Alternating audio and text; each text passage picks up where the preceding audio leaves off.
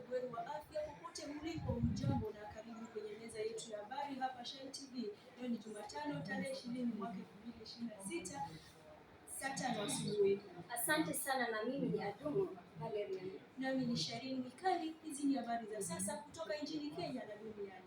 Tukianza hapa nchini Kenya, wananchi katika baadhi ya maeneo ya Nairobi wameendelea kulalamikia kupanda kwa gharama ya maisha kufuatia ongezeko la bei ya bidhaa muhimu pamoja na nauli ya usafiri. Baadhi ya madereva wa matatu wanasema gharama ya mafuta imeendelea kuathiri biashara yao, huku wananchi wakitaka serikali kuangazia suala hilo haraka iwezekanavyo. Katika habari nyingine, mvua kubwa zinazoendelea kushuhudiwa katika maeneo mbalimbali nchini zimesababisha mafuriko katika baadhi ya sehemu. Mamlaka husika zimewataka wananchi wanaoishi karibu na mito na maeneo ya mabondeni kuwa waangalifu ili kuepusha madhara yanayoweza kujitokeza.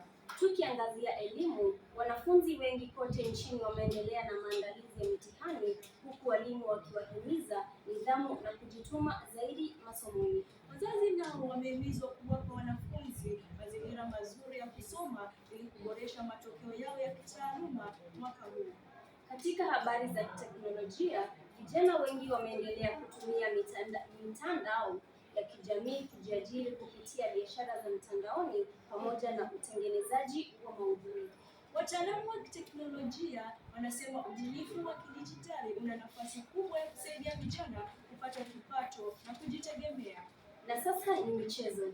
Mashabiki wa soka wameendelea kufuatilia kwa karibu ligi mbalimbali za Ulaya, huku timu kadhaa zikisaka nafasi za ubingwa. Huku nchini Kenya, mashindano ya vipaji vya vijana wanaendelea kushuhudia ushindani mkali katika muziki, dansi pamoja na sanaa mbalimbali.